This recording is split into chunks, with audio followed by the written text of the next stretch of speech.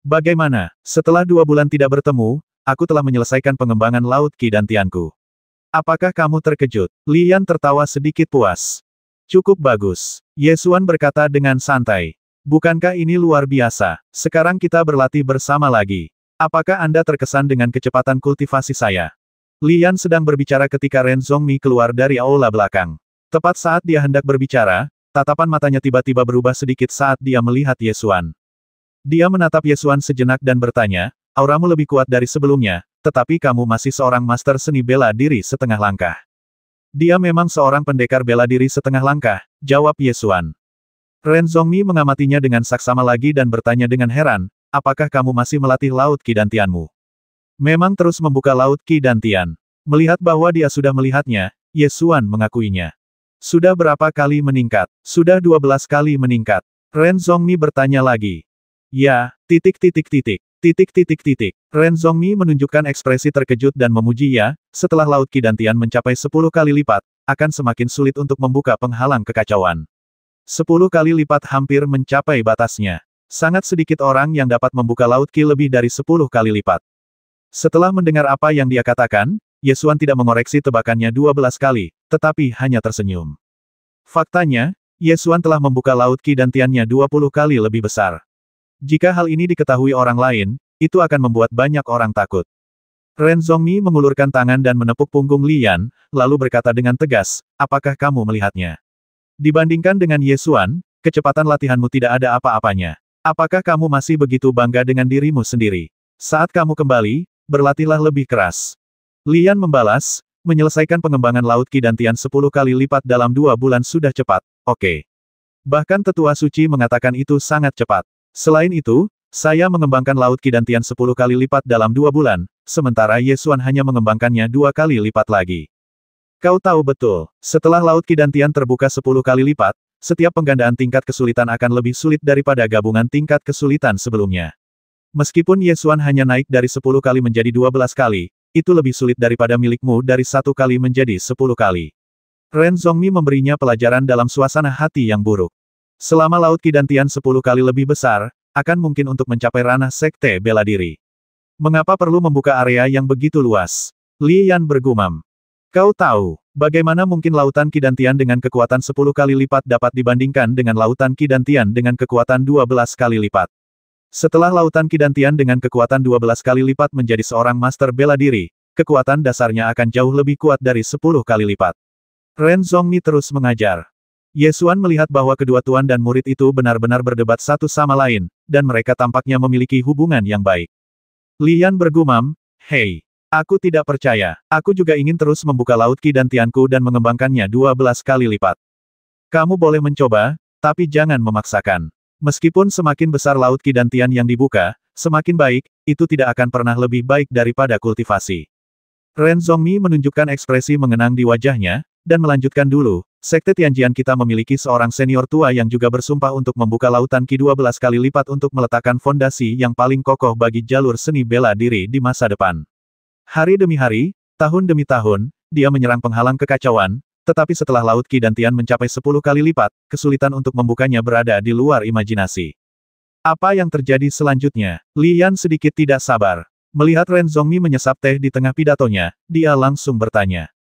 Kemudian, senior tua ini menghabiskan waktu 30 tahun untuk akhirnya memperluas Laut Qi dan Tiannya menjadi 12 kali lipat, menyelesaikan aspirasi awalnya. Namun, rekan seperguruannya yang telah memasuki ranah seni bela diri setengah langkah bersamanya pada saat yang sama, menggunakan 30 tahun ini untuk menyelesaikan terobosan ke ranah seni bela diri, memasuki tingkat kultivasi yang lebih tinggi, dan menjadi sesepuh suci dari Sekte Tianjian. Senior tua ini menghabiskan waktu 30 tahun untuk mengembangkan 12 kali lipat Laut Qi dan Tian, tetapi ia tertinggal 2 alam dalam kultivasi. Pada akhirnya, senior tua ini menjadi master seni bela diri terkuat saat itu. Tidak ada seorang pun di dunia seni bela diri yang dapat menyainginya. Namun, karena ia menghabiskan terlalu banyak waktu untuk mengembangkan Laut Qi dan Tian, senior tua itu tidak dapat menembus batas alam seni bela diri dan memasuki alam yang lebih tinggi dalam hidupnya. Pada akhirnya, perjalanan seni bela dirinya berhenti di alam seni bela diri. Setelah mendengarkan cerita Ren Zhongmi, Ye Xuan dan Li Yan keduanya terdiam. Senior tua dari Sekte Tianjian ini memang orang yang sangat gigih. Dia menghabiskan 30 tahun untuk membuka Laut Qi dan Tiannya. Kegigihan seperti itu patut dikagumi. Satu-satunya yang disayangkan adalah saya tidak mampu membuat kemajuan lebih lanjut di jalur seni bela diri. Jadi, mampu memperluas Laut Qi dan Tian ke ukuran yang lebih besar saat mencapai level sekte bela diri setengah langkah secara alami merupakan hal yang baik, tetapi itu tidak dapat dipaksakan. Jika senior tua ini tidak memaksakan Laut Qi dan Tiannya menjadi 12 kali lebih besar, dia mungkin bisa melangkah lebih jauh di jalur seni bela diri. Ren Zhongmi menyimpulkan. Aku mengerti, tapi aku masih ingin mencoba. Jika Ye Xuan bisa melakukannya, aku pasti juga bisa melakukannya. Lian berkata dengan percaya diri sambil mengepalkan tangannya. Setelah mendengar cerita ini, Ye Xuan semakin tersentuh, karena Laut Qi dan Tiannya sekarang tidak lagi 12 kali lebih kuat, tetapi 20 kali lebih kuat. Aku tidak menyangka bahwa ahli bela diri terkuat dari Sekte Tianjian akan membutuhkan waktu 30 tahun untuk memperluas Laut Qi dan Tiannya hingga 12 kali lipat ukurannya. Sebagai perbandingan, Laut Qi dan Tian 20 kali lipat terlalu mengerikan. Ye Xuan berpikir dalam hati bakatku dalam seni bela diri agak menakutkan. Aku ingin tahu seperti apa rasanya memasuki dunia seni bela diri dengan Laut Qi dan Tian 20 kali lipat. Setelah Ren Zhongmi selesai bercerita, dia beralih ke topik utama hari ini ada pertemuan berbagai sekte di Aula Hongwu.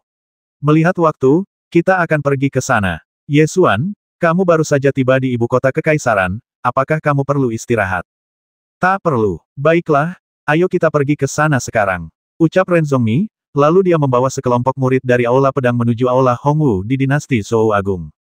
Balai Hongwu merupakan tempat di mana dinasti Zhou berdiskusi dan menangani berbagai masalah yang berkaitan dengan prajurit, dan letaknya dekat dengan kota kekaisaran. Kelompok itu berjalan keluar dari halaman dan menuju utara, menyeberangi jalan Suzaku dan tiba di Aula Hongwu. Sepanjang perjalanan, kami melihat banyak prajurit mengenakan seragam dari berbagai sekte besar. Kompetisi perang dan bela diri nasional ini memang menarik perhatian banyak sekte. Ren Zhongmi memasuki Aula Hongwu, meminta para murid Aula Pedang untuk pergi ke Aula Samping untuk beristirahat, dan kemudian membawa Ye Xuan dan Li Yan ke Aula Utama.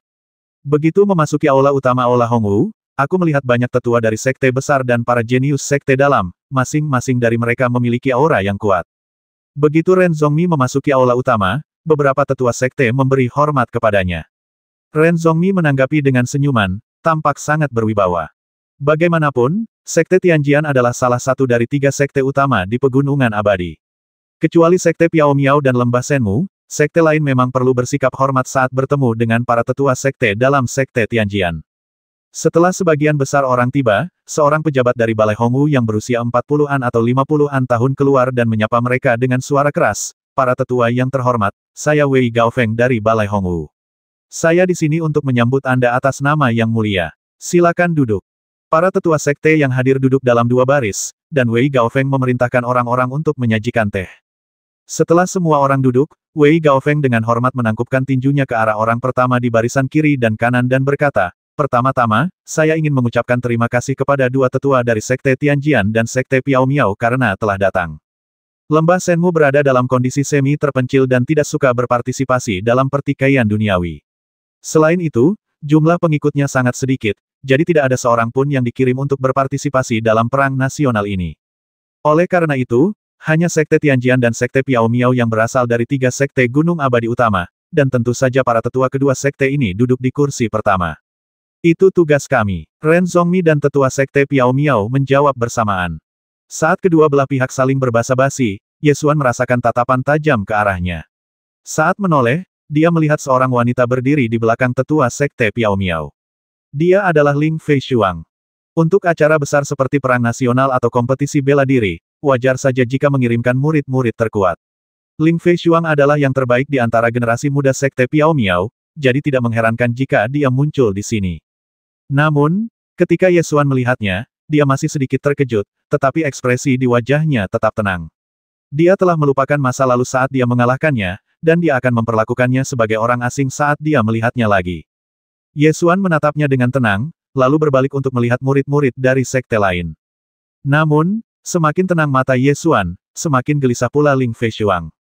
Adegan kekalahannya di puncak Piao Miao muncul kembali di benaknya, dan pikirannya tiba-tiba menjadi kacau. Dia telah berulang kali berkata pada dirinya sendiri untuk melupakan masa lalu, tetapi ketika dia melihatnya lagi, dia tidak dapat menahan diri untuk tidak memikirkan kenangan itu. Dia juga merupakan orang nomor 1 di generasi muda Sekte Piao Miao. Dia masih memiliki status dan kebanggaan yang tak tertandingi di sekte tersebut. Namun, di jalan seni bela dirinya, selalu ada seseorang yang berdiri di depannya, membuatnya tidak dapat menyingkirkannya. Cuek, dia hanya melihat emosi ini di mata Ye Xuan, seolah-olah dia sedang melihat orang asing. Semakin acuh tak acuh dia, semakin kesal perasaannya. Ia bertanya dalam hatinya setelah melalui begitu banyak hal, bisakah kau berpura-pura seolah tidak terjadi apa-apa? Setahun telah berlalu sejak pertempuran di puncak Piao Miao. Selama tahun ini, selalu ada bayangan yang tak terhapuskan dalam benaknya, seolah terukir dalam benaknya dan tidak akan pernah bisa dihapus. Dia ingin melupakan kenangan ini, tetapi dia tidak bisa. Dia memikirkan tentang kebencian. Selama dia bisa membangkitkan kebencian, dia akan menciptakan lawan dan bersumpah untuk melampauinya. Selama dia mencapainya, dia masih bisa menemukan hati seni bela dirinya. Akan tetapi, ketika dia memikirkan adegan saat Ye Xuan menyembuhkan luka dalam ayahnya, dan adegan saat Ye Xuan datang menyelamatkan saat keluarga Ling diserang oleh jiwa Pangeran Ibel kegelapan, kebencian itu menjadi tak tertahankan. Semakin dia memikirkannya, semakin bingung dia. Dia menatapnya dengan tatapan yang rumit dan membara, dan bertanya dalam hatinya jika perilaku impulsif yang pernah kulakukan benar-benar menyakitimu, mengapa kamu bisa bersikap acuh tak acuh? Ye Xuan tidak terlalu memperhatikan Ling Feishuang. Dia hanya meliriknya lalu mengalihkan pandangannya ke arah murid-murid dari sekte lain. Ada 23 sekte yang hadir, dan yang datang adalah para murid jenius dari masing-masing sekte besar. Kebanyakan dari mereka memiliki tingkat kultivasi sekte bela diri setengah langkah, dan beberapa yang lebih kuat bahkan telah memasuki ranah sekte bela diri. Selain sekte Piao Miao, Ye Xuan juga melihat seseorang yang pernah ditemuinya sebelumnya, Jiang Xifeng dari sekte Yunlong. Ketika Jiang Xifeng melihat Ye Xuan, wajahnya tampak sangat tidak senang. Saat mereka berada di kota Liuyun, mereka berdua mengalami beberapa hal yang tidak mengenakan. Ye Xuan tidak menyangka akan melihat orang ini di sini. Namun, sekte Yunlong memang merupakan sekte besar. Kaisar manusia mengundang semua sekte besar untuk berpartisipasi dalam kompetisi perang dan seni bela diri nasional, dan sekte Yunlong memang ada dalam daftar. Lian menyikut Ye Xuan dengan sikunya, lalu mencondongkan tubuhnya dan bertanya dengan suara rendah, "Ku dengar kamu berselingkuh dengan Tian Jiao dari sekte Piao Miao." Ye Xuan mengerutkan kening dan berkata, "Apa maksudmu dengan berselingkuh? Jangan sembunyikan, akui saja. Kau pergi ke sekte Piao Miao dan membuat keributan besar, dan mengalahkan Ling Feishuang bukanlah rahasia yang bisa dirahasiakan. Sekte Piao Miao juga mengirim orang ke sekte Tianjian untuk memintamu, mengatakan bahwa kau telah melukai murid-murid mereka. Namun, konflik antar murid seperti ini tidak akan menimbulkan masalah selama tidak ada yang terbasmi, jadi para tetua langsung melawan. Namun, hal-hal baik yang telah kau lakukan telah menyebar di sekte ini." Li Yan terkekeh. Ye Xuan tidak menyangkalnya, tetapi dia juga tidak mengatakan apa-apa. Li Yan mendekat, mencubit dagunya dan menatap Ling Feishuang, lalu melanjutkan, "Gadis ini cantik sekali. Kudengar kalian berdua pernah bertunangan, tapi kemudian pertunangan kalian dibatalkan." Cek-cek. Ye Xuan melotot ke arahnya, bermaksud menyuruhnya diam. Namun, Li Yan jelas tidak mengerti apa maksudnya, dan terus mengoceh, "Kamu sudah bertunangan. Bagaimana, sudah sejauh mana hubunganmu dengan Ling Feishuang? Tidak bisakah kau tidak membicarakan hal ini?" Ye Xuan memutar matanya. "Tidak, bagaimana mungkin aku tidak bertanya dengan jelas tentang hal yang menarik seperti itu? Katakan padaku, bagaimana kau mengalahkan orang lain di sekte Piao Miao?" Li Yan terus bertanya. "Ceritakan padaku. Kudengar setelah Ling Feishuang dikalahkan, seni bela dirinya terhalang dan tingkat kultivasinya menurun selama beberapa waktu. Apakah kau mengecewakannya?" Ye Xuan memelototinya tanpa menjelaskan. "Kenapa kamu melotot ke arahku? Ling Feishuang melotot ke arahmu. Tidak ada gunanya melotot ke arahku. Kamu seharusnya melotot ke arahnya," kata Li Yan. Ye Xuan menyadari bahwa orang ini cerewet. Dia akan berbicara tanpa henti setiap kali bertemu seseorang. "Aku sudah melupakan semua yang terjadi di masa lalu. Tapi menurutku Ling Feishuang tidak terlihat seperti itu." Tatapan matanya sangat rumit, seolah-olah dia menyimpan kebencian dan dendam, tetapi pada saat yang sama, dia tidak bisa terlihat membenci atau membencinya. "Tahukah kamu betapa rumitnya tatapan yang akhirnya terbentuk ini?" Li Yan memberi isyarat dengan tangannya, mencoba mencari cara untuk menggambarkan tatapan ini. Ye Xuan mendengarkannya terus-menerus mengoceh, lalu menoleh untuk melirik Ling Feishuang. Ketika mata mereka bertemu, dia memang melihat tatapan mata Ling Feishuang yang rumit dan tidak bisa dipahami. Namun, Ye Xuan tidak tergerak oleh tatapan ini dan tetap tenang. Li Yan akhirnya tidak dapat menemukan cara yang tepat untuk menggambarkannya, menggaruk kepalanya dan berkata, "Menurutku hubungan kalian benar-benar menarik. Mungkin kalian akan saling mencintai dan membenci di masa depan, menjadi musuh seumur hidup, saling bertarung, dan saling bertentangan. Kamu terlalu banyak berpikir. Setelah Sekte Piao Miao, dia dan aku hanyalah orang asing. Wei Gaofeng berkata dengan keras para tetua, perang nasional ini sangat penting. Yang Mulia telah meminta semua sekte utama untuk mengambil tindakan. Saya harap Anda dapat melakukan yang terbaik. Tak perlu dikatakan, Anda semua harus tahu bahwa kali ini negara kuno Tianyao meminta Zhou Agung kita untuk menyerahkan 7 kota termasuk Longxiang.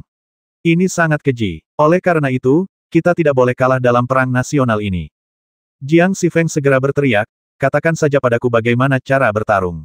Tidak mungkin Sekte Yunlong kita akan kalah. Tuan Jiang, jangan cemas dulu. Kita masih perlu membahas metode perang nasional dengan utusan negara kuno Tianyao. Apalagi yang perlu dibicarakan? Keluar saja dan bertarung, kata sesepuh sekte lainnya. Semuanya, harap bersabar. Wei Gaofeng menekan telapak tangannya dan melanjutkan, kami para pejuang manusia menganjurkan seni bela diri dan memiliki tradisi bertarung. Suku Tian Yao tidak memiliki tradisi ini. Ini terkait dengan sejarah masa lalu suku Tian Yao, jadi kami masih mendiskusikan metode perang nasional dan kompetisi seni bela diri dengan negara kuno Tian Yao. Setelah itu, Wei Gaofeng menjelaskan secara singkat tradisi negara Tian Yao kuno. Sejak klan setan langit mundur ke ujung barat pada akhir zaman kuno, mereka telah terpecah menjadi banyak suku. Terlebih lagi, di Far West terjadi kekurangan air, sehingga berbagai suku seringkali harus terlibat dalam duel suku untuk bersaing memperebutkan air. Karena lingkungan yang keras di Far West, klan setan langit secara bertahap membentuk tradisi bertarung melawan lingkungan alam liar yang keras. Pertempuran antara suku-suku setan langit biasanya melibatkan pengiriman satu tim setan langit yang kuat ke hutan liar untuk bertarung hingga satu pihak terbasmi atau menyerah. Barulah 7.000 tahun yang lalu seorang kaisar setan langit menyatukan suku-suku setan langit, mendirikan kerajaan setan langit kuno, dan mulai merambah wilayah dan sumber air ras lain di ujung barat.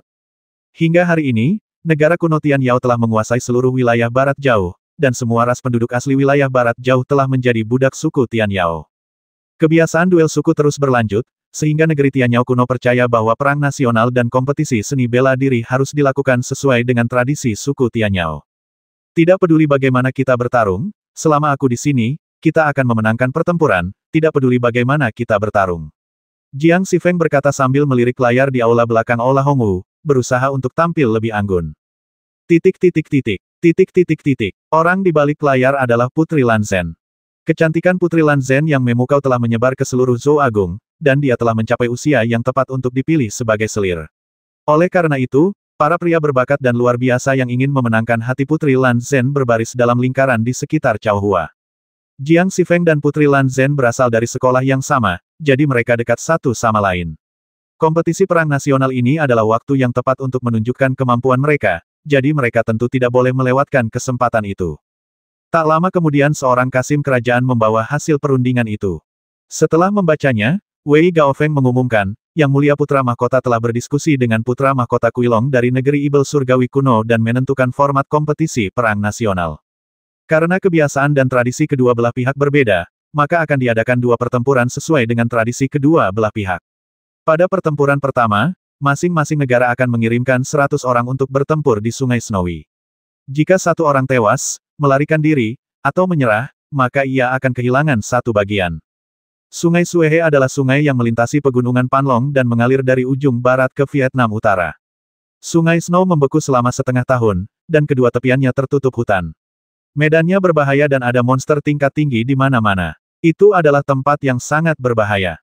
Saat itu musim dingin sudah mulai tiba, sungai yang tertutup salju telah membeku, dan keadaan semakin berbahaya di hutan bersalju yang lebat. Bangsa Tian Yao kuno terletak di ujung barat dan telah lama terbiasa dengan lingkungan keras di ujung barat. Oleh karena itu, pertempuran di Sungai Salju memiliki keuntungan bagi suku Tian Yao. Metode pertempuran terakhir telah diputuskan, dan sebagai tambahan, kedua belah pihak juga telah menentukan banyak rincian. Wei Gaofeng menceritakan rincian ini satu per satu. Pertama-tama, kedua belah pihak sepakat bahwa mereka tidak akan mengizinkan leluhur berpartisipasi dalam pertempuran. Begitu para leluhur ini mengambil tindakan, pasti akan terjadi perang yang menghancurkan kota-kota dan negara-negara, tetapi belum mencapai titik itu. Oleh karena itu, kompetisi perang nasional ini adalah pertarungan antar generasi muda. Ini juga mewakili kekuatan masa depan kedua negara dan dapat dianggap sebagai ujian. Selain itu, negara Tianyao kuno juga mengajukan permintaan untuk melarang Zhou Agung mengizinkan binatang roh bertarung. Jika binatang roh harus diizinkan bertarung, mereka harus memenuhi kuota. Kepentingan kedua negara terlibat dalam perang nasional, sehingga aturan yang ditetapkan selama negosiasi sangat ketat. Persyaratan untuk melarang binatang roh berpartisipasi dalam pertempuran tidaklah berlebihan jika dipikirkan secara matang. Prajurit manusia memiliki kebiasaan menjinakkan binatang roh, tetapi iblis surgawi tidak. Ketika mereka menangkap binatang roh, mereka lebih suka memakannya hidup-hidup daripada membesarkannya. Kalau tidak ada larangan bagi binatang rohani untuk ikut bertempur, sebenarnya banyak celah yang bisa dimanfaatkan. Misalnya, melepaskan binatang suci di Gua Longmian pada dinasti Zhou besar dapat menghancurkan semua lawan. Sekalipun binatang roh yang kuat dan tak terkalahkan itu tidak muncul, namun jika setiap pendekar dinasti Zhou Agung membawa 8 atau 10 kantong binatang roh dan melepaskan semuanya, ratusan atau ribuan binatang roh, maka itu juga dapat mengganggu keseimbangan perang negara ini. Oleh karena itu, negara kuno Tianyao mengajukan persyaratan untuk membatasi binatang spiritual. Putra mahkota Zhou Agung menyetujui permintaan ini, namun juga mengajukan permintaan lain, yaitu agar klan setan langit tidak dapat mempersembahkan korban darah kepada totem ular langit. Ular langit bersayap 6 pernah muncul di Danau Yunmeng, dan kekuatannya masih segar dalam ingatan banyak orang. Oleh karena itu, putra mahkota Zhou Agung mengajukan permintaan ini, dan negara kuno Tianyao tidak berkeberatan dan menyetujuinya. Kedua belah pihak menyepakati banyak rincian dan akhirnya memutuskan bahwa perang nasional Snow River akan berlangsung dalam waktu setengah bulan. Setelah perang nasional Snow River dikonfirmasi, langkah selanjutnya adalah memilih peserta. Ada 20 atau 30 sekte besar yang hadir di Aula Hongwu, dengan hampir 200 pengikut. Hanya ada 100 tempat yang tersedia untuk pertempuran, dan dinasti Zhou besar akan mengambil 50 tempat di antaranya, sedangkan sisanya akan diisi oleh sekte-sekte utama. Oleh karena itu, rata-rata setiap sekte hanya memiliki 2 tempat untuk bertarung.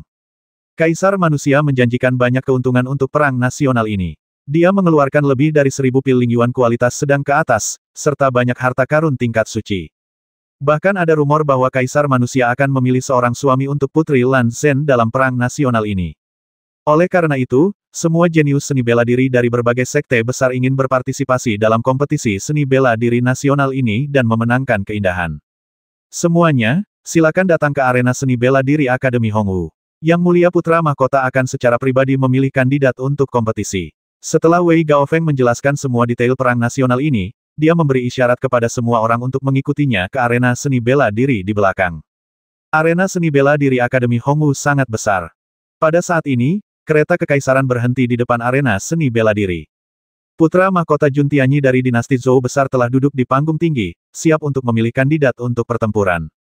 Putra mahkota dinasti Zhou berusia sekitar 27 atau 28 tahun, dengan penampilan di atas rata-rata. Dia tidak tampan, tetapi dia tampak sangat rendah hati. Setelah semua orang tiba, Jun Tianyi berdiri dan berbicara dengan lantang semuanya, terima kasih telah datang untuk berpartisipasi dalam perang nasional ini. Perang nasional ini terkait dengan keuntungan dan kerugian 7 kota dinasti Zhou Agung kita, dan kita tidak boleh kalah. Saya ingin mengucapkan terima kasih kepada kalian semua. Saat berbicara, dia membungkuk dengan sangat rendah hati. Ye Xuan sedikit terkejut melihat pangeran dari dinasti Zhou besar benar-benar melakukan upacara megah seperti itu. Setelah pengamatan singkat, dia terkejut mengetahui bahwa tingkat kultivasi putra mahkota ini sangat rendah, hanya di alam Yuanwu. Alam Yuanwu sudah dianggap sebagai tingkat kultivasi yang sangat baik di kota tingkat rendah, tetapi bagi seorang pangeran Zhou Agung yang memiliki semua sumber daya kultivasi di dunia, tingkat kultivasi ini terlalu rendah. Sebagai seorang pangeran, pangeran keempat Jun Tianwen sudah menjadi ahli bela diri tingkat 3 bulan lalu. Sebagai perbandingan, tingkat kultivasi putra mahkota Zhou Agung agak luar biasa rendah. Ada lebih dari 100 bantal dan meja kopi diletakkan di depan arena seni bela diri, dan Jun Tianyi meminta semua orang untuk duduk. Segera setelah itu, pembantu datang dan menyajikan teh untuk semua orang. Lalu seorang pelayan maju ke depan dan menanyakan tentang kekuatan kultivasi sebagai acuan dalam menyeleksi calon petarung. Ada persyaratan usia bagi para peserta dalam kompetisi bela diri nasional ini. Mereka haruslah pendekar muda, tetapi bagi para pendekar, usia 30 tahun dianggap muda, sehingga banyak pendekar yang berusia 30 tahun hadir. Mereka yang memenuhi syarat untuk berpartisipasi dalam kompetisi seni bela diri nasional semuanya adalah jenius seni bela diri dari sekte-sekte besar. Oleh karena itu, ada banyak jenius yang hadir yang telah mencapai status sekte bela diri sebelum usia 30. Orang-orang ini tak tertandingi di sekte masing-masing. Sekarang, Karena begitu banyak jenius bela diri telah berkumpul bersama, dapat dikatakan ini adalah pertemuan para talenta hebat. Di antara begitu banyak master bela diri, kultivasi Ye Xuan tampak tidak mencolok. Li Yan juga tidak mencolok. Dia duduk di sebelah mereka dan mencondongkan tubuh untuk berkata, "Hei, kita tidak akan terpilih, kan? Jika kita berdua tidak terpilih, bukankah itu terlalu memalukan? Bagaimanapun, sekte kita adalah salah satu dari 3 sekte Gunung Abadi utama. Menurut adat istiadat sekte Tianjian, murid dalam yang telah mencapai status Wuzong akan dipromosikan menjadi sesepuh sekte dalam, kecuali mereka mampu melewati alam rahasia Futu terlebih dahulu dan menjadi murid sejati. Jika dihitung berdasarkan umur dan tingkat kultivasi, ada banyak tetua muda sekte dalam di sekte Tianjian yang bisa ikut serta dalam kompetisi perang nasional ini. Namun, sekte Tianjian bermaksud untuk mengizinkan murid dengan bakat yang lebih tinggi untuk datang dan memperoleh pengalaman, jadi mereka mengirim murid alih-alih para tetua. Oleh karena itu, dibandingkan dengan sekte lain, tingkat kultivasi mereka tidak memiliki keunggulan sama sekali. Aku tidak peduli, aku sudah pernah mengalahkan Wu Zong sebelumnya. Bahkan 3 bulan yang lalu, Ye Xuan telah mengalahkan Jun Tianwen, yang telah mencapai sekte bela diri tingkat ketiga, dengan setengah jurus, jadi dari segi kekuatan, dia tidak kalah dengan tingkat sekte bela diri. Li Yan mengangkat tangan kirinya dan mengepalkannya, lalu berkata dengan percaya diri, jika ini adu kekuatan, aku tidak takut. Lebih baik jangan memaksaku menggunakan tanganku yang berdarah, kalau tidak, Tak lama kemudian, seorang Kasim datang menemui Ye Xuan, membungkuk hormat dan bertanya, tolong beritahu saya nama dan tingkat kultivasi Anda. Saya akan mencatatnya dan menyerahkannya kepada Yang Mulia Putra Mahkota untuk ditinjau. Ye Xuan memberitahu Kasim tentang tingkat kultivasinya, lalu Kasim bertanya kepada Li Yan. Setelah bertanya, dia memberikannya kepada Putra Mahkota Jun Tianyi. Li Yan terus mengobrol, pangeran ini tampaknya memiliki tingkat kultivasi yang sangat rendah. Mengapa dia begitu berbeda dari Jun Tianwen? Mungkin aku tidak punya bakat bela diri yang tinggi. Bisakah dia benar-benar menjadi Putra Mahkota jika dia begitu lemah? Kata Li Yan sambil mencubit dagunya. Kaisar manusia biasanya adalah seorang ahli bela diri. Setidaknya setiap kaisar manusia di masa lalu adalah seorang ahli bela diri. Akan tetapi, tingkat kultivasi sang pangeran saat ini tampaknya tidak seperti seorang ahli bela diri, jadi siapapun yang melihat tingkat kultivasinya akan merasa aneh.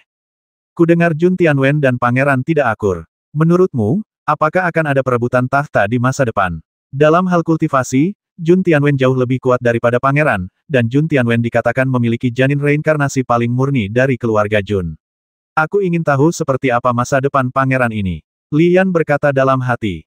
Setelah selesai berbicara, dia melirik Ye Xuan dan melanjutkan, meskipun kamu dan Jun Tianwen berseteru, cukup menarik bagi sekte Tianjian untuk memiliki seorang kaisar manusia, bukan? Ye Xuan tidak peduli siapa putra mahkota dan siapa kaisar.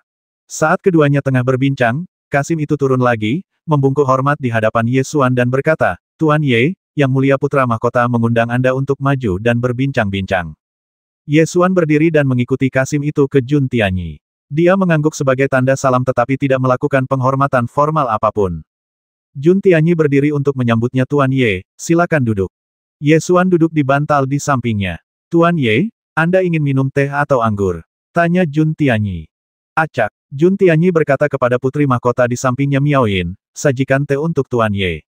Putri Yu Miaoyin secara pribadi melangkah maju untuk menyajikan teh kepada Ye Xuan. Tuan Ye, ini adalah teh yang baru dipetik dari Yunmeng sebelum tahun baru. Meskipun harganya tidak mahal, ini adalah teh yang paling disukai Yang Mulia. Saya jarang memiliki kesempatan untuk mencicipinya. Wajah Ye Xuan tampak tenang, tetapi dia memikirkan sesuatu dalam benaknya. Sang pangeran bahkan meminta sang putri untuk menyajikan teh untuknya, yang merupakan sebuah sikap yang sangat hormat. Setelah Ye Xuan mencicipi teh Yunmeng, Jun Tianyi bertanya, bagaimana teh ini? Aku tidak tahu apapun tentang teh. Ye Xuan menjawab langsung tanpa ragu-ragu. Tidak masalah, selama kamu menyukainya, kamu akan memahaminya, kata Jun Tianyi sambil tersenyum. Yang Mulia, tolong bicara terus terang. Tuan Ye memang orang yang jujur. Saya harap Anda dapat berjuang demi Zhou Agung dan menghancurkan kesombongan kerajaan Tianyao kuno di sungai bersalju, kata Jun Tianyi. Aku akan berjuang demi umat manusia, kata Ye Xuan. Arti kalimat ini sangat jelas, dia tidak ingin terlibat dengan urusan keluarga kerajaan Zhou Agung. Jun Tianyi sama sekali tidak peduli dan melanjutkan dengan senyuman, saya sudah tahu tentang masalah antara Tuan Ye dan saudara keempat saya. Saudara keempat saya sudah berbakat sejak dia masih kecil, jadi dia memiliki sedikit kepribadian yang sombong. Tapi Tuan Ye, jangan khawatir, keluarga kerajaan tidak akan mempermalukan Anda karena masalah sepele ini. Ye Xuan menarik sudut mulutnya dan berkata, saya tidak perlu khawatir, dan Yang Mulia, tampaknya Anda tidak dapat menjamin apapun. Pernyataan ini agak tidak sopan. Yu Miaoyin, yang berdiri di sampingnya, sedikit mengernyit, tampak sedikit marah. Bagaimanapun, mereka adalah keluarga kerajaan Zhou Agung, dan hanya sedikit orang yang berani berbicara kepada mereka dengan nada seperti ini. Jun Tianyi tertegun sejenak, lalu tersenyum dan berkata, Tuan Ye memang orang yang menekuni seni bela diri dengan sepenuh hati. Saya mengerti. Sebenarnya, saya juga punya hati yang ingin menekuni seni bela diri sebelumnya, tapi sayangnya. Ye Xuan tidak tertarik mengetahui mengapa kultivasinya begitu rendah, jadi dia tidak menanggapinya. Jun Tianyi kemudian mengalihkan topik pembicaraan dan berkata, jangan bicarakan ini lagi. Kalau begitu, Tuan Ye, tolong berikan kontribusi lebih banyak untuk kompetisi perang nasional. Sambil berbicara, dia menatap Wei Gaofeng yang berdiri di sampingnya dan memerintahkan, Tuan Ye, Anda akan menjadi yang pertama dalam kompetisi perang nasional. Ya, Wei Gaofeng mengangguk dan bersiap untuk menulis nama Ye Xuan pada daftar peserta kompetisi seni bela diri nasional. Putri Lan Zhen juga hadir. Setelah kembali dari kota Liuyun, dia juga menanyakan kabar Ye Xuan. Jadi dia tahu bahwa Ye Xuan adalah orang yang pernah bertarung dengan pangeran keempat Jun Tianwen di Sekte Tianjian dan berakhir dengan seri. Oleh karena itu, dia terus menatapnya dengan rasa ingin tahu, seolah ingin melihat apa yang istimewa dari Ye Xuan. Jiang Xifeng duduk di sebelah Putri Lan Zhen. Ketika dia mendengar bahwa Jun Tianyi memutuskan bahwa Ye Xuan akan menjadi yang pertama bertarung, dia tampak sedikit tidak puas. Bila menyangkut daftar pertempuran, siapapun yang ditulis pertama secara alami akan mencerminkan identitas dan status seseorang. Orang-orang di dunia hanya akan mengingat tempat pertama, siapa yang akan peduli dengan tempat kedua. Walau hanya sekedar daftar pertarungan, tetap saja sama saja, seperti posisi duduk, tempat pertama selalu yang paling terhormat. Bagaimanapun, Jun Tianyi adalah pangeran. Jiang Xifeng tidak menolak dengan keras, tetapi ekspresi di wajahnya mengatakan semuanya. Ye Xuan tidak menunggu Wei Gaofeng menuliskan namanya, dan berkata terlebih dahulu tunggu sebentar, aku punya binatang roh. Jika kamu ingin aku bertarung, aku ingin membawa binatang roh itu bersamaku. Semua orang tercengang saat mendengar ini. Wei Gaofeng telah menjelaskannya dengan sangat jelas di Aula Hongwu sebelumnya bahwa negara Tianyao kuno telah mengusulkan untuk membatasi penggunaan binatang roh dalam pertempuran. Jika binatang roh harus dikirim untuk bertarung, ia perlu menempati tempat pertempuran. Jun Tianyi tidak langsung menolak, tetapi bertanya bisakah kamu membiarkanku melihat binatang roh itu. Ye Xuan meniup peluit, dan bola guntur terbang turun dari langit dan perlahan mendarat di punggung tangannya. Begitu pecinta makanan ini turun, dia menatap makanan di depan Jun Tianyi. Ye Xuan buru-buru memasukkan dua makanan binatang spiritual ke dalamnya untuk mencegahnya melompat. Apakah ini yang dimaksud? Semua orang yang hadir sedikit terkejut ketika melihat bola guntur itu jatuh. Elang petir merupakan binatang spiritual yang sangat umum di benua Kyushu, sehingga orang-orang yang hadir dapat mengenali sekilas bahwa itu adalah elang petir, dan dilihat dari ukurannya, binatang itu masih dalam tahap pertumbuhan. Yang ini, jawab Ye Xuan, mengabaikan keterkejutan orang-orang ini. Putri Lan Zhen berjalan mendekat dengan rasa ingin tahu dan bertanya sambil tersenyum Tuan Kota Ye, ini pasti elang guntur, kan? Itu adalah elang guntur. Setelah mendengar jawaban ini, ekspresi orang-orang yang hadir menjadi semakin aneh. Sulit untuk menerima bahwa dalam suatu peristiwa besar seperti perang nasional, seekor elang guntur diizinkan untuk berpartisipasi dan mengambil tempat. Jiang Xifeng menunjukkan ekspresi menghina di wajahnya. Dia berjalan ke Putri Lan Zhen dan berkata, hanya ada 100 tempat untuk pertempuran di Sungai Salju. Apakah menurutmu pantas bagi seekor binatang buas untuk mengambil satu tempat? Jika itu adalah binatang roh yang kuat, itu akan baik-baik saja, tetapi seekor elang guntur, hehe. Dia tidak mengatakan bagian kedua kalimatnya, tetapi seringai yang mengikutinya membuat apa yang ingin dia ungkapkan menjadi sangat jelas. Jun Tianyi menunjukkan rasa malu di wajahnya, dan berkata Tuan Kota Ye, perang nasional ini adalah tentang kepemilikan 7 kota, dan kita harus menang. Apakah tidak pantas membiarkan elang guntur mengambil jatah? Ada apa? Ye Xuan bertanya dengan tenang. Jiang Xifeng mengambil alih pembicaraan dan mencibir, kamu masih bertanya apa salahnya membiarkan binatang berbulu pipih mengambil jatah? Apakah kamu seorang penyamar yang dikirim oleh klan setan langit? Gugu-gugu. Lei Qiu mendengar kata binatang 2 kali dan menunjukkan ekspresi marah antropomorfik, dan bergumam 2 kali pada Jiang Xifeng. Ye Xuan mengulurkan tangannya untuk menahan bola petir itu, dan berkata dengan suara dingin jaga ucapanmu, kalau tidak kamu akan membuat bola petir itu marah dan menanggung akibatnya dengan risikomu sendiri. Apa yang salah dengan pilihan kata-kataku? Dasar binatang berambut datar, apa yang salah dengan ucapanmu? Jiang Xifeng mencibir. Mata Ye Xuan berubah dingin dan dia hendak berbicara. Melihat suasana mulai menegang, Jun Tianyi segera angkat bicara untuk meredakan suasana. Kalian berdua adalah jenius bela diri dari dinasti Zhou Agung. Jika ada yang ingin kalian sampaikan, silakan sampaikan dengan baik dan jangan marah. Tidak ada yang perlu dikatakan. Aku akan melawan klan setan langit. Namun, aku ingin membawa binatang buas bersamaku. Ini syaratku. Nada bicara Ye Xuan tegas dan dia tidak akan menoleransi keberatan apapun. Ini, Jun Tianyi merasa malu. Perang nasional terlalu penting. Jika terjadi kesalahan, itu akan menjadi kejahatan serius.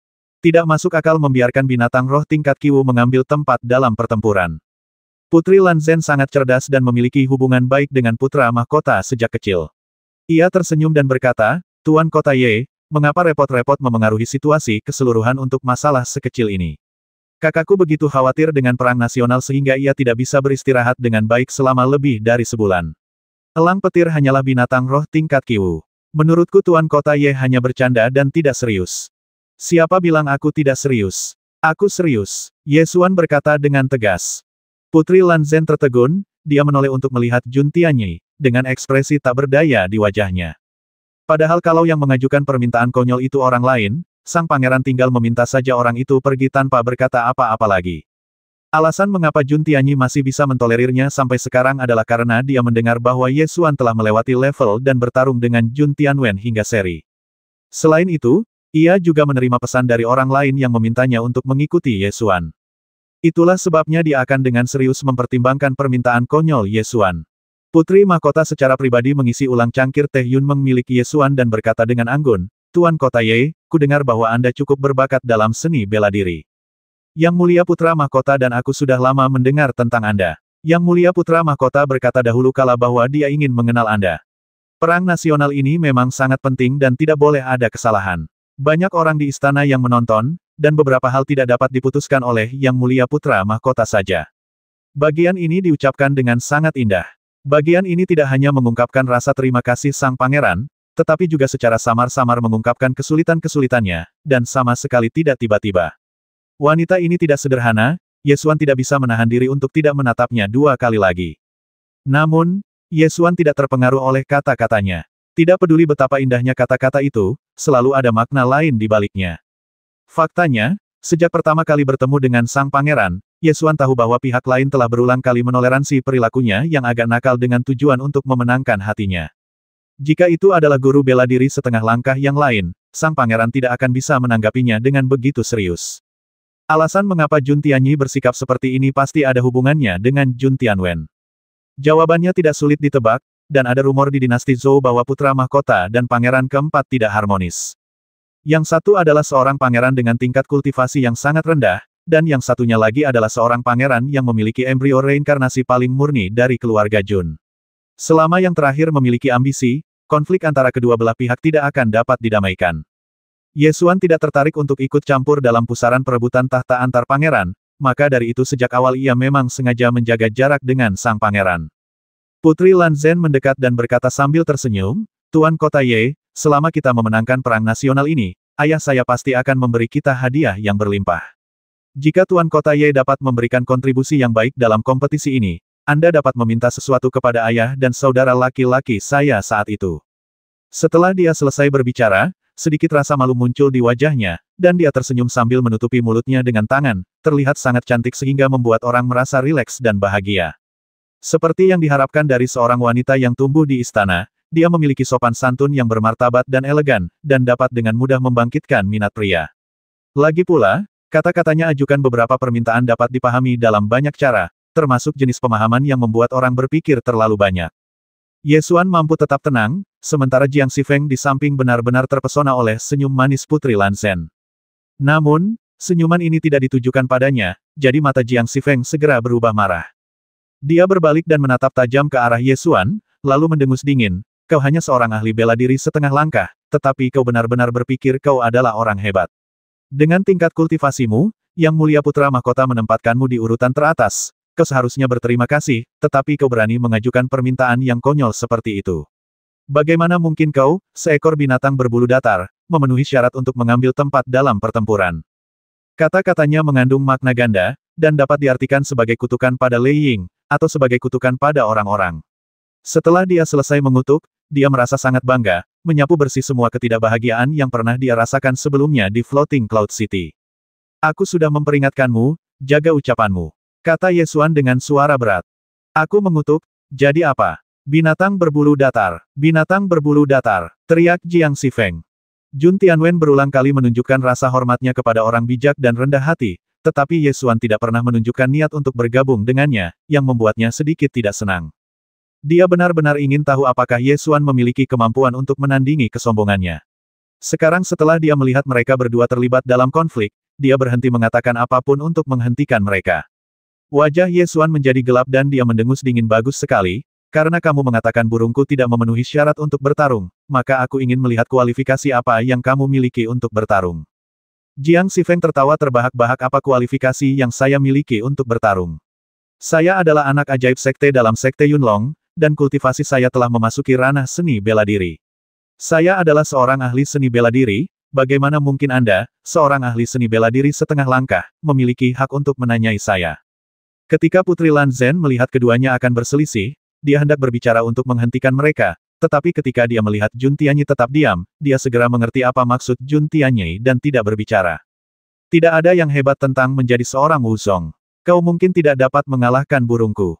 Ye Xuan terkekeh. Setelah kata-kata itu diucapkan, semua orang yang hadir memiliki ekspresi aneh di wajah mereka. Semua orang memiliki pikiran yang sama dalam benak mereka. Orang ini melebih-lebihkan. Dari mana dia mendapatkan kepercayaan diri untuk membandingkan Thunder Eagle dengan Wuzong? Jiang Xifeng dipermalukan di hadapan Putri Lan Zhen dan langsung menjadi marah. Beraninya kau membandingkanku dengan binatang berambut datar ini. Jika kau punya nyali, ikutlah ke arena bersamaku. Aku akan memberitahumu apa artinya seorang ahli bela diri tidak boleh dihina. Kuku. Meskipun Lei Qiu tidak begitu mengerti apa maksud binatang berbulu pipi itu, dia tahu itu bukan hal yang baik untuk dikatakan, jadi dia menjadi sangat marah dan hendak menerkamnya dengan bulunya yang mengembang. Ye Xuan tidak dapat menahan nafsu makannya lagi, jadi dia menoleh ke Jun Tianyi dan berkata, karena ini adalah perang nasional, semuanya akan ditentukan oleh kekuatan. Karena menurutmu binatang rohku tidak memenuhi syarat untuk bertarung, maka baiklah, biarkan binatang rohku menggunakan kekuatannya untuk mendapatkan tempat. Ekspresi Jun Tianyi menjadi semakin aneh, dan dia bertanya, apa yang akan kamu lakukan? Ye Xuan menunjuk Jiang Xifeng dan berkata, Lei Qiu bertarung dengannya. Jika dia menang, tempatnya dalam permainan akan jatuh ke tangan Lei Qiu. Ketika kata-kata ini diucapkan, semua orang tercengang pada saat yang sama. Tak hanya pangeran dan putri yang ada di atas panggung, para pengikut berbagai sekte besar di bawah panggung pun memasang ekspresi aneh di wajah mereka. Beberapa orang bahkan berbisik, apakah orang ini gila? Dia ingin binatang rohnya mati dengan membiarkan elang petir bertarung dengan Wuzong. Itu hanya binatang roh tingkat Qiwu, yang hanya membutuhkan satu batu roh. Apa yang disayangkan jika mati? Kurasa dia hanya ingin mempermalukan Jiang Xifeng dengan sengaja. Jiang Xifeng sangat marah dan meraung, dasar kau, binatang berbulu pipih. Kalau kau punya nyali, datang dan lawan aku. Aku ingin kau tahu bahwa orang setengah-setengah sepertimu tidak lebih baik dari seekor semut di hadapanku. Tentu, jika kau bisa mengalahkan burungku, aku akan bermain denganmu. Ye Xuan mencibir. Melihat masalah ini akan berubah menjadi lelucon, Jun Tianyi berkata dengan suara yang dalam, Ye Xuan, Jiang Xifeng adalah teman sekelas Lan Zhen. Demi Lan Zhen, mari kita lupakan masalah ini. Kau ingin membiarkannya begitu saja. Jiang Xifeng berbalik dan melompat ke arena, mengarahkan jarinya ke Ye Xuan, dan berteriak, jika kamu berani membuatku marah, kamu harus menanggung akibatnya. Ye, jika kamu punya nyali, masuklah ke arena bersamaku. Melolong, bola guntur itu meraung ke langit dan semangat juang pun meledak. Ye Xuan menyentuh bulu bola guntur dan melemparkannya pergi. Bola guntur mengepakkan sayapnya 2 kali dan mendarat di arena. Baru saja, Lei Qiu ditekan oleh tangan Ye Xuan dan tidak dapat melampiaskan amarahnya. Kali ini, dia terbang ke arena dan segera mengeluarkan suara protes gugugu ke arah Jiang Xifeng. Jiang Xifeng sangat marah dan berteriak, Ye, saat ini, kamu masih berani menggunakan binatang berbulu pipi ini untuk mempermalukanku.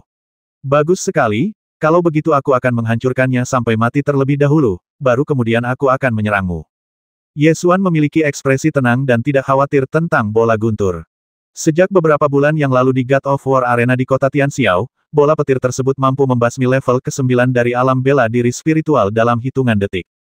Begitu banyak waktu telah berlalu, dan Ye Xuan masih belum tahu seberapa besar pecinta kuliner ini telah berkembang. Sekalipun kekuatannya tidak sebaik Wu Zong, namun seharusnya tidak terlalu jauh tertinggal. Terlebih lagi, saat berada di kota Liu Yun, Kaisar Kunpeng pernah mengajarkan Lei Qiu sebuah keterampilan sihir yang disebut Kitab Suci Kuno Tianpeng. Apa yang diajarkan Kaisar Binatang Kunpeng pastilah luar biasa. Ye Xuan juga ingin tahu seberapa kuat Lei Qiu sekarang, jadi dia memutuskan untuk menggunakan Jiang Xifeng untuk menguji kekuatan Lei Qiu. Orang lain yang hadir memiliki pandangan berbeda tentang pertempuran itu dan mereka semua merasa itu adalah lelucon. Putri Lan Zhen berpikir bahwa elang guntur itu bulat dan berbulu cerah, yang sangat cantik. Lagi pula, ia adalah makhluk kecil, dan agak kejam untuk memukulinya sampai mati seperti ini. Jadi, dia berbisik, Ye Xuan, meskipun elang petir bukanlah binatang spiritual yang langka, kamu tetap harus merawatnya dengan baik. Bukan ide yang baik membiarkannya mati hanya untuk mempermalukan Jiang Xifeng, kan? Ye Xuan tetap diam, dan bahkan tidak menoleh untuk melihat ke arena. Sebaliknya, dia minum seteguk teh dengan tenang. Jiang Xifeng sudah murka, dia segera mengedarkan tenaga sejatinya dan menamparkan bola petir itu, bertekad membasmi burung yang patah itu dengan satu tamparan. Wah, sebuah serangan telapak tangan mendarat, dan suara keras langsung terdengar. Ketika Wu Zong menyerang, bahkan serangan telapak tangan yang ringan pun sangatlah kuat. Kekuatan telapak tangan itu meledak, menciptakan lubang besar di tanah. Semua orang berbalik dan menatap arena, berpikir bahwa telapak tangan ini pasti akan menghancurkan Thunder Eagle hingga berkeping-keping. Jiang Xifeng juga berpikir demikian. Setelah menamparkan dengan telapak tangannya, dia bahkan tidak melihat ke arah Ye Xuan lagi. Sebaliknya, dia berbalik, mengangkat tangannya dan menunjuk ke arah Ye Xuan, ingin memarahinya. Namun, pada saat ini, serangkaian suara protes kukuk-kukuk terdengar dari belakang, dan itu jelas suara yang dibuat oleh elang guntur. Jiang Xifeng tercengang. Ketika menoleh ke belakang, dia melihat elang petir dengan latar belakang putih dan garis-garis biru berjongkok di arena, sama sekali tidak mati. Orang-orang yang hadir juga tercengang sejenak. Elang petir ini tidak mati. Itu tidak mungkin. Seorang ahli bela diri dapat dengan mudah membasmi bahkan 1 juta elang petir dengan satu serangan telapak tangan. Tidak sepenuhnya benar. Aku hanya mengamati dengan saksama. Saat Jiang Xifeng menyerang, Thunder Eagle menghindar. Gerakannya sangat lincah. Ketika Jiang Xifeng mendapati Lei Ying tidak mati, dia terkejut sesaat, lalu amarahnya bertambah kuat, dan dia mengutuk dasar binatang berbulu pipih, matilah. Sambil berbicara, dia mengangkat tangannya lagi dan menamparnya. Kali ini, dia menggunakan 60% kekuatannya, kekuatan Wu Zong meledak, dan dia menamparkan dengan satu telapak tangan. Kekuatan telapak tangan meledak dan menyapu angin kencang. Wah, kekuatan telapak tangan itu menghantam tanah, seketika menghancurkan separuh arena, kerikil beterbangan di mana-mana. Tepat saat dia mengira serangan telapak tangannya akan berhasil, suara mendekut itu terdengar lagi dari belakangnya. Dia segera menoleh ke belakang dan melihat elang petir berjongkok di tanah di belakangnya, terus mengeluarkan suara mendekut sebagai protes. Alisnya langsung berkerut. Jika telapak tangan pertama adalah kecelakaan, maka telapak tangan ini membuatnya merasa aneh. Orang-orang yang hadir juga menunjukkan ekspresi terkejut di wajah mereka. Bagaimana mungkin dia bisa selamat dari 2 pukulan berturut-turut? Jiang Xifeng berada di level Martial Sect. Dia menggunakan setidaknya 60% kekuatannya pada pukulan kedua. Belum lagi membasmi binatang roh tingkat Qiwu, bahkan binatang roh tingkat Lingwu akan hancur menjadi debu dengan satu pukulan. Bagaimana Thunder Eagle ini masih hidup? Bahkan orang-orang dengan tingkat kultivasi rendah dapat melihat masalahnya. Jun Tianyi dan Putri Lan Zhen juga menunjukkan ekspresi aneh di wajah mereka. Mereka menatap Ye Xuan dengan bingung, lalu berbalik untuk melihat ke arena. Putri Yu Miaoyin juga merasa aneh dan bertanya di telinganya kepada Jun Tianyi yang mulia, saya mendengar bahwa elang petir adalah binatang roh tingkat Qiwu, benarkah? Elang petir memang binatang spiritual tingkat Qiwu.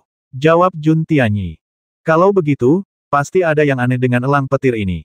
Mustahil bagi binatang roh tingkat Qiwu untuk menghindari 2 telapak tangan Wu Zong. Yu Miaoyin menebak. Setelah 2 kali serangan telapak tangan, siapapun dapat melihat bahwa ini bukanlah elang guntur biasa. Orang-orang yang tadinya tidak tertarik dengan pertarungan ini pun menjadi tertarik perhatiannya, bahkan ada yang tanpa sadar berdiri dan memperhatikan dengan amas sosok manusia dan burung di arena tersebut. Setelah gagal membasmi seekor elang guntur dengan 2 serangan telapak tangan berturut-turut, wajah Jiang Xifeng berubah sangat jelek. Kelopak matanya berkedut 2 kali, cahaya yang menyilaukan bersinar di matanya, dan lautan Qi yang 10 kali lebih banyak di dalam dantiannya menggulung energi sejati yang melonjak, dan aura kuat dari alam seni bela diri menyebar. Merasakan aura ini, semua orang yang hadir tahu bahwa kali ini Jiang Xifeng akan menggunakan kekuatan master seni bela diri sejatinya. Jiang Xifeng menggambar sebuah lingkaran dengan tangan kanannya dan tiba-tiba mengepalkannya. Energi sejatinya meledak, Qi-nya melonjak, dan dia bergegas keluar, menekuk jari-jarinya menjadi cakar dan meraih bola guntur seperti kilat. Dua tamparan tadi membuatnya kehilangan muka di depan Putri Lan Zhen, jadi dia berencana untuk mencekik leher Lei Qiyu dan mencekiknya sampai mati untuk melampiaskan amarahnya. Namun, dia bertindak cepat dan kecepatan bola petir itu tidak lambat sama sekali. Petir mengalir di bulu-bulu itu, seperti kilatan petir yang menyambar ke samping dan menghindari telapak tangannya. Tatapan mata Jiang Xifeng berubah dingin, langkah kakinya berubah, dan dia menginjak angin dan guntur untuk mengejarnya. Kecepatannya meningkat 3 kali lipat. Kekuatan energi yang kuat keluar dari telapak tangannya dan meraih bola guntur itu lagi. Ada kilatan petir di tubuh Lei Qiyu, dan dia menggerakkan cakarnya untuk menghindar lagi, sambil dengan bangga mengeluarkan teriakan elang. Titik titik titik, titik titik titik. Emosi yang diungkapkan dalam suara ini sangat jelas, dan bahkan orang yang tidak mengerti bahasa hewan dapat merasakan provokasi yang terkandung di dalamnya. Jiang Xifeng sangat marah. Dia menuangkan energi sejatinya ke kakinya dan menggunakan keterampilan tubuhnya secara ekstrim. Kecepatannya meningkat lagi, dan dia mengejarnya seperti kilat dan guntur. Dia membengkokkan jari-jarinya menjadi cakar dan mencengkeramnya dengan ganas, bersumpah untuk menjepit bola guntur ke tanah. Melolong, bola petir itu terus menggerakkan kedua cakarnya dan berlari maju. Cahaya petir mengalir di tubuhnya, menyambar ke kiri dan ke kanan seperti kilat. Kecepatannya begitu cepat sehingga sulit dilihat dengan mata terbuka. Ia bersiul saat berlari. Teriakan itu penuh dengan provokasi, menanggapi kutukan Jiang Xifeng sebelumnya, binatang berbulu pipih. Jiang Xifeng menjadi murka dan mengejarnya sekuat tenaga, menyatukan kedua telapak tangannya dan menyerang dengan kekuatan dahsyat. Jadi, orang-orang yang hadir melihat pemandangan yang begitu menakjubkan. Seekor burung berlari di depan dan seseorang mengejarnya dari belakang. Burung di depan berlari dan berteriak, dan teriakannya dibuat semenarik mungkin. Orang-orang mengejar di belakang, berteriak-teriak marah, dan memukul-mukul dengan telapak tangan, bang bang bang, menciptakan lubang-lubang besar, mengakibatkan langit runtuh, bumi retak, dan batu-batu beterbangan di mana-mana. Gambarnya lucu sekali. Semua yang hadir tercengang, bahkan ada yang pipinya berkedut dan mendesah dalam hati. Ini jelas hanya untuk menggoda lawan. Yu Miaoyin mengerutkan kening dan terkekeh. Yang mulia, elang petir ini tampaknya tidak mampu melawan. Saya khawatir ia hanya bisa melarikan diri, bukan? Jun Tianyi sangat terkejut, tetapi ekspresinya sangat serius. Dia berkata, ini adalah hal yang mengerikan. Kekuatan tempur Thunder Eagle ini pasti lebih menakjubkan daripada yang ditunjukkannya sekarang. Yu Miaoyin adalah wanita yang sangat cerdas, dia secara alami dapat melihat tipuan, tetapi terkadang, semakin cerdas seorang wanita, semakin canggung dia bertindak, jadi dia menatap pangeran dengan penuh harap dan bertanya, mengapa? Karena ia belum mengembangkan sayapnya dan terbang. Inilah yang membuat Jun Tianyi terkejut. Dari awal hingga akhir, Thunderbolt bergerak dengan dua cakarnya. Tapi ini adalah Thunder Eagle. Terbang adalah keuntungan terbesarnya, tetapi ia hanya menggunakan dua cakarnya untuk berlari.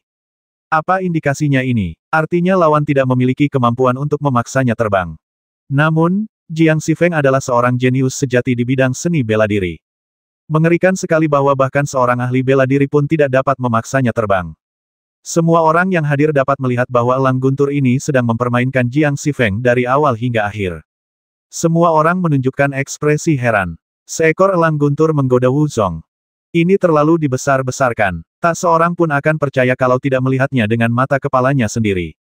Jiang Xifeng juga terkejut, tetapi lebih marah. Dia telah menggunakan semua kekuatannya di tingkat sekte bela diri, tetapi dia tidak dapat membasmi elang petir.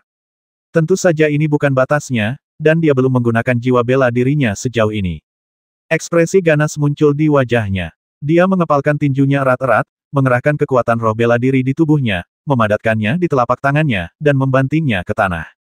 Manifestasi, jaring tarik langit dan bumi. Energi roh bela diri mengalir ke tanah, dan tiba-tiba materi hitam membentang keluar dari tanah dalam radius 10 kaki, saling bersilangan membentuk jaring yang menjebak bola guntur. Jaring itu terus menyusut. Bola petir itu berlari ke kiri dan ke kanan tetapi tidak dapat menemukan jalan keluar. Akhirnya, ia terperangkap dalam area dengan radius 3 kaki tanpa ada jalan keluar. Jiang Xifeng berjalan perlahan, dengan senyum muram di wajahnya, menatap tajam ke arah bola petir itu, menggertakkan giginya dan berkata, bagaimana kau akan melarikan diri kali ini? Jiang Xifeng mengangkat telapak tangannya dan memadatkan energi sejatinya. Ia berpikir bahwa ia akhirnya bisa membasmi burung yang penuh kebencian ini untuk melampiaskan amarahnya, dan senyum kejam perlahan muncul di wajahnya. Para prajurit yang hadir melihat hal itu dan berpikir bahwa kali ini adalah akhir. Putri Lan Zhen bertanya, Tuan Kota Ye, apakah Anda ingin menghentikannya? Elang guntur ini sangat ajaib dan layak untuk dilatih. Saat berada di kota Liu Yun, Ye Xuan dan Lei Qiu sesekali akan saling bersaing. Dia tahu bahwa tubuh dan bulu si pencinta makanan ini sangat kuat, tetapi dia tidak tahu apakah dia bisa menahan serangan Wu Song. Tuan Kota Ye, apakah Anda ingin menghentikannya? Putri Lan Zhen bertanya lagi. Ye Xuan menatap arena dengan serius dan menjawab dengan santai seharusnya tidak perlu. Lei Qiu belum meminta bantuan. Apakah elang petir akan meminta bantuan? Putri Lan Zhen bertanya dengan ragu. Lei Qiu baru berusia 2 tahun. Jika dia benar-benar menghadapi bahaya, dia akan meminta bantuanku. Jawab Ye Xuan. Meskipun dia mengatakan ini, Ye Xuan masih sedikit khawatir di dalam hatinya. Karena dia tidak tahu seberapa besar makanan ini telah tumbuh, dia tidak yakin apakah itu dapat menahan serangan Wu Song. Jika Anda tidak mampu melawan, Anda mungkin akan terluka. Namun, Lei Qiu akan mewarisi kehendak binatang perang kuno di masa depan. Tidak mungkin baginya untuk tumbuh di rumah kaca selamanya. Ia harus melalui pertempuran nyata. Ye Xuan segera mengambil keputusan bahwa dia tidak akan mengambil tindakan kecuali Lei Qiu meminta bantuan. Jika Anda terluka, buatlah obat terbaik untuk mengobatinya. Mati kau, dasar binatang berbulu pipih. Jiang Xifeng memadatkan seluruh energi sejatinya, berteriak dengan keras, dan menamparkan dengan telapak tangannya dengan keras. Bola petir itu terperangkap dalam jaring dan tidak dapat melarikan diri. Ia hanya dapat melipat sayapnya untuk menutupi kepalanya. Kekuatan telapak tangan itu sangat dahsyat, mengaduk-aduk angin dan awan, lalu menghantam dengan keras. Wah, kekuatan telapak tangan itu meledak, menimbulkan suara keras. Bumi berguncang, arena runtuh, batu-batu beterbangan di mana-mana, dan debu menyapu seperti gelombang kejut. Debu beterbangan ke atas panggung pengamatan dan hampir menutupi sang pangeran dan yang lainnya. Putri Lan Zhen mengangkat tangannya dan melambaikannya dengan lembut keluar. Semburan energi dilepaskan, meniup debu dan mengisolasinya di luar panggung tontonan. Debu-debu berangsur-angsur menghilang, dan Jiang Xifeng menepukkan telapak tangannya, merasa amat gembira. Setelah asap dan debu menghilang, arena itu menghilang sepenuhnya dan berubah menjadi lubang besar berukuran 30 kaki. Hanya ada kerikil dan debu di lubang besar itu, jadi tidak mungkin ada Thunder Eagle. Jiang Xifeng tersenyum arogan, berbalik, menunjuk ke arah Ye Xuan, dan berteriak, Tuan Ye, giliran Anda. Semua orang memandang, ingin melihat bagaimana Ye Xuan akan menanggapi provokasi Jiang Xifeng. Ye Xuan berdiri dan menatap lubang besar yang tercipta oleh telapak tangan itu, ekspresinya masih tenang. Setelah bertanding dengan Lei Qiu sebelumnya, saya tahu betul bahwa setelah si pencinta makanan ini berlatih kitab suci kuno Tianpeng, tubuhnya menjadi sangat kuat, dan bulunya sekeras pedang. Bahkan jika dia dikalahkan oleh alam Wu Song, dia pasti tidak akan hancur berkeping-keping hanya dengan satu serangan telapak tangan. Jiang Xifeng mengacungkan jarinya dan menunjuk ke arah Ye Xuan, sambil memprovokasi dengan arogan seorang ahli bela diri setengah langkah berani menunjukkan taringnya kepadaku, ayolah jika kau berani. Ye Xuan tersenyum tipis dan bertanya, apakah kamu yakin telah mengalahkan burungku? Mengapa kamu begitu ingin memprovokasiku? Apa maksudmu? Jiang Xifeng mengerutkan kening, sedikit bingung. Tak perlu seorang pun menjawab, suara batu yang berguling di belakangnya sudah memberitahunya jawabannya. Ia cepat-cepat menoleh ke belakang dan melihat tumpukan puing berguncang beberapa kali, batu-batu berguling ke bawah, dan seekor elang guntur melompat keluar dari puing-puing, mengepakkan sayapnya untuk menyingkirkan debu yang menempel di bulunya. Ada lapisan pola-pola ilahi yang mengalir pada bulunya, memancarkan aura yang kuat dan kuno.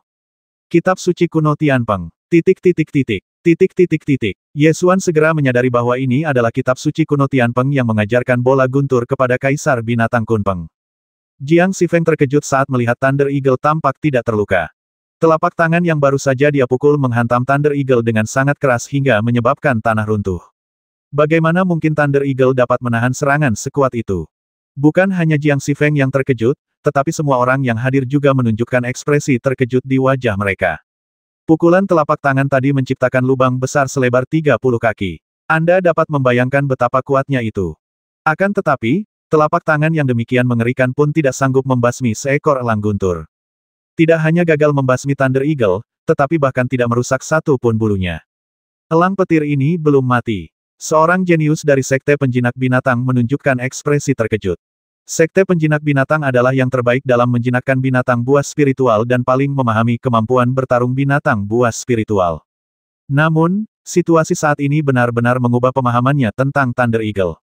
Thunder Eagle tingkat Qiwu sebenarnya dapat memblokir serangan kekuatan penuh Wu Zong dan tetap utuh.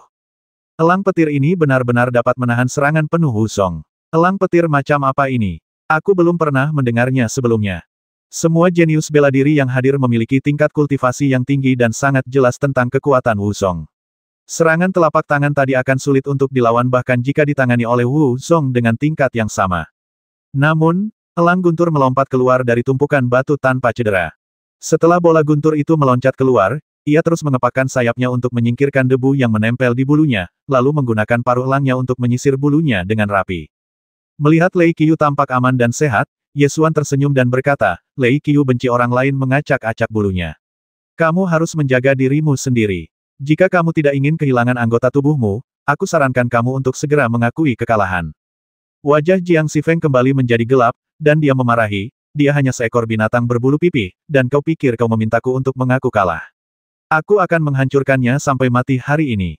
Sambil berbicara, dia menggoyangkan tangan kanannya dan mengeluarkan pedang, dengan niat membasmi di matanya. Saya sarankan kamu jangan melawan. Awalnya saya tidak yakin, tapi sekarang saya yakin seranganmu bahkan tidak akan mampu menembus pertahanan bola petir itu, kata Ye Xuan.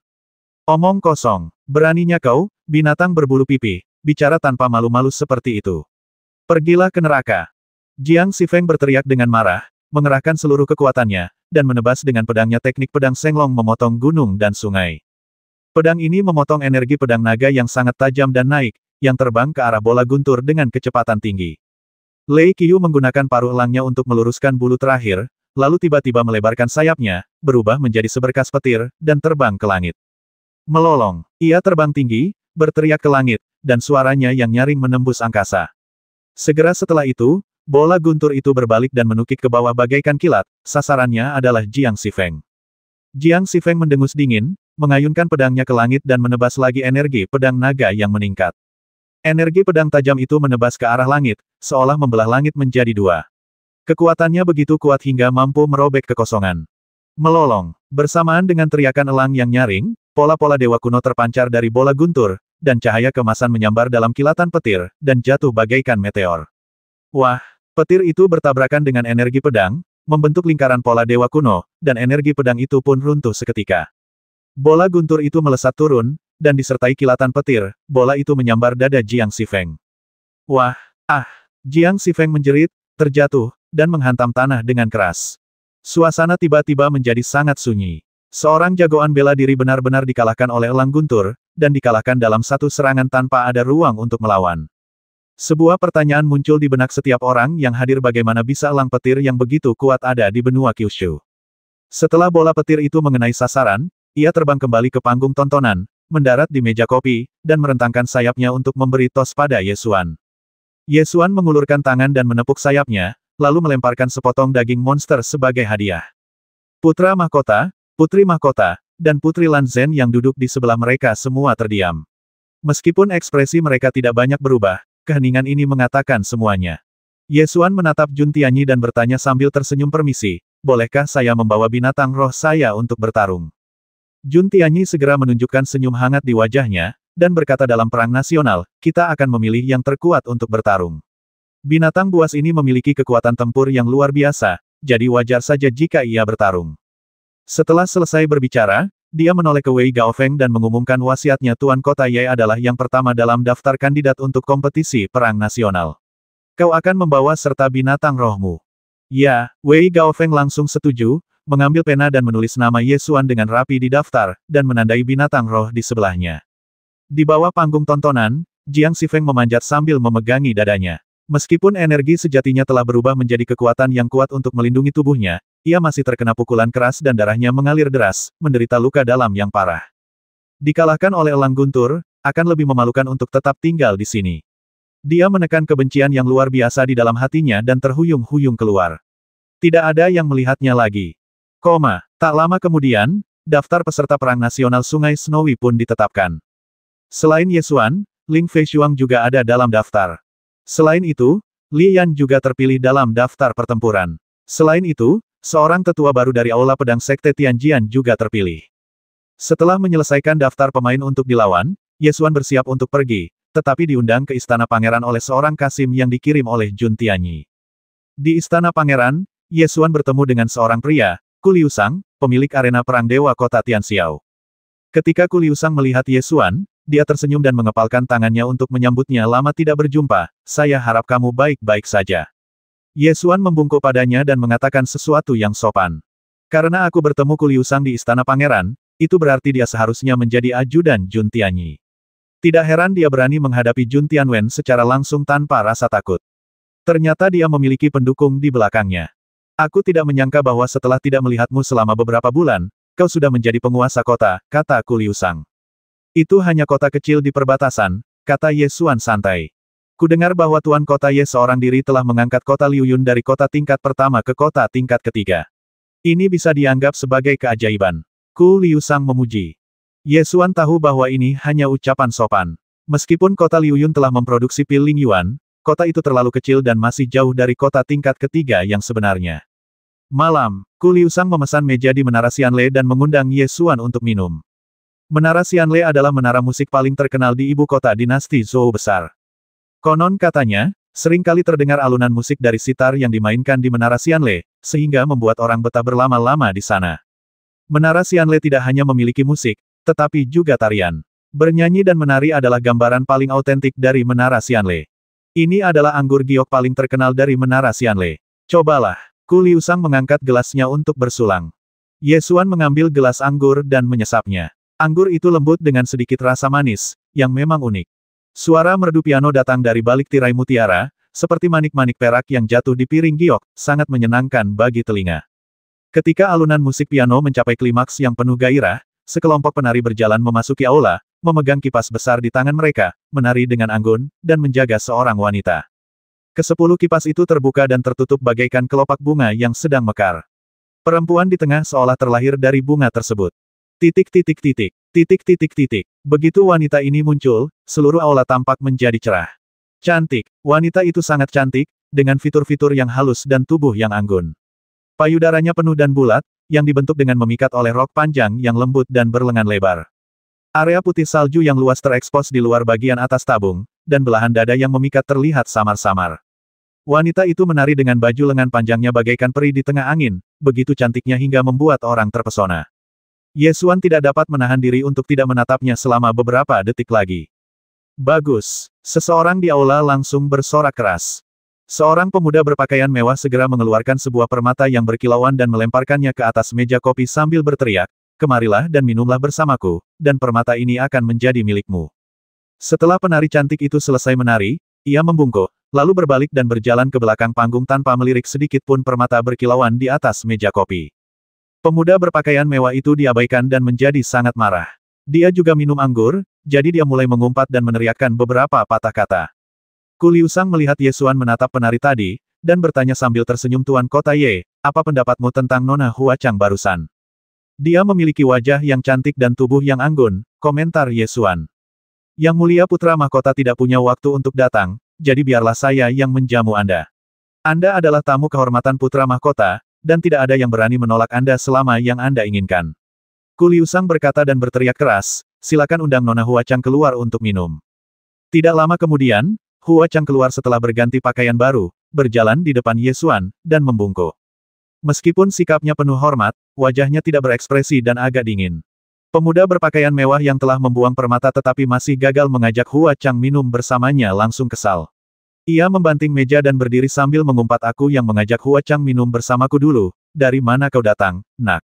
Apa kau tidak nyaman?" Ketika Ku Liusang melihat seseorang mencari masalah, dia melambaikan tangannya dan meminta seseorang untuk datang dan mengusirnya. Dua orang prajurit segera melangkah maju dan menghentikan pemuda berpakaian mewah itu. "Apa yang kau lakukan? Kau pikir hanya kau yang bersama anak buahmu? Aku juga punya orang di luar, panggil mereka untuk bertarung," teriak pemuda berpakaian bagus itu. Salah satu prajurit mengeluarkan lencananya dan menunjukkan bahwa itu adalah lencana pengawal kerajaan. Ketika pemuda berpakaian mewah itu melihat lencana itu, dia tertegun sejenak. Ekspresi arogan di wajahnya langsung menghilang. Dia tersenyum, membungkuk, dan duduk kembali. Ku Liusang tersenyum dan berkata, Nona Huasang, silakan duduk dan minum beberapa minuman bersama Tuan Kota Ye. Ye Xuan bersandar di sofa, mengagumi sosok Hua Chang yang anggun. Yang menjadi daya tarik utama adalah sepasang payudara lembut di dadanya, yang tidak hanya besar tetapi juga berbentuk indah, membuat orang ingin memegangnya dan membelainya saat melihatnya. Hua Chang melihat Ye Xuan mengenakan pakaian biasa, tidak seperti bangsawan kerajaan, dia pun menyadari tatapan mata Ye Xuan yang lancang. Secercah kemarahan langsung terpancar di matanya. Dia membungkuk dengan dingin dan berkata, Hua Sang sedang tidak enak badan dan tidak bisa minum. Saya harap Tuan Kota Ye akan memaafkan saya. Setelah berkata demikian, dia berbalik dan berjalan menuju aula belakang. Ketika pemuda berpakaian indah itu melihat ini, dia melengkungkan bibirnya dengan jijik dan menatap Ye Xuan dengan bercanda.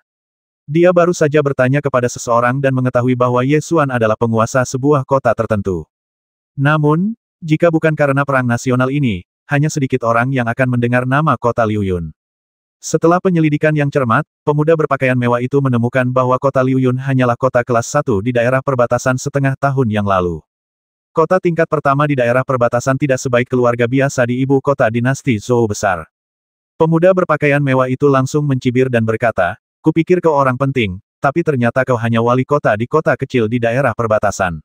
Dengan status seperti ini, kau ingin Nona Huasang menemanimu minum. Kau terlalu banyak berpikir. Ye Xuan memiliki ekspresi datar di wajahnya, tidak menunjukkan kemarahan. Wajah Ku Liusang tampak sedikit jelek. Dia adalah tuan muda keluargaku di kota Tianxiao. Dia tidak begitu terkenal di Chaohua, tetapi dia tidak menyangka bahwa dia akan dipandang rendah oleh penari bernama Hua Chang. Menara Xianle adalah menara musik paling terkenal di Chaohua, dan hanya bangsawan dan bangsawan yang diizinkan masuk.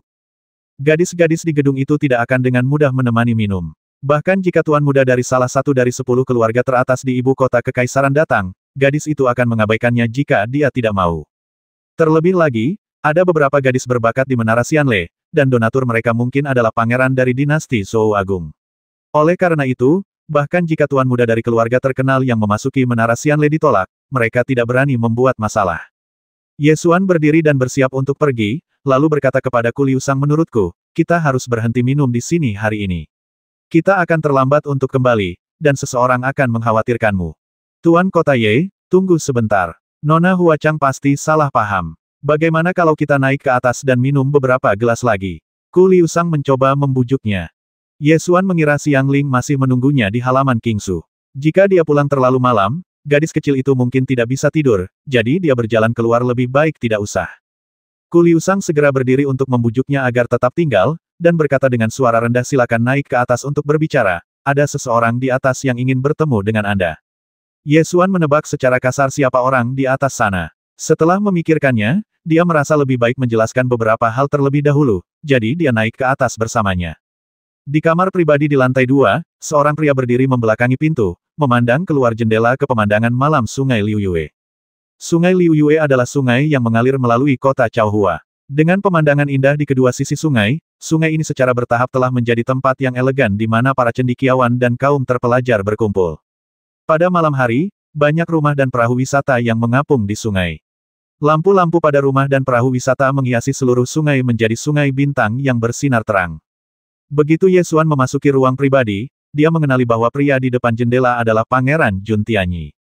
Dia membuat janji bertemu di sini larut malam, tentu saja ada beberapa hal yang tidak enak diucapkan di siang hari. Jun Tianyi berbalik dan bertanya sambil tersenyum, Tuan Kota Ye, apakah Anda bersenang-senang? Bagaimana Anda bisa bersenang-senang jika seseorang bersikap dingin kepada Anda?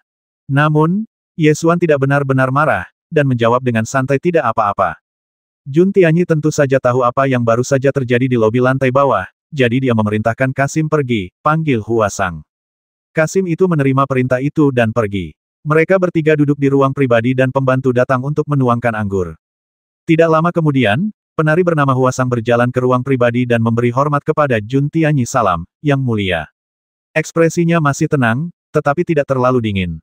Jun Tianyi memasang ekspresi hangat di wajahnya dan memerintahkan, sajikan minuman untuk Tuan Kota Ye. Namun, Hua Chang merasakan nada dingin dalam nada bicara Jun Tianyi, dan segera menoleh ke arah yang ditunjuknya.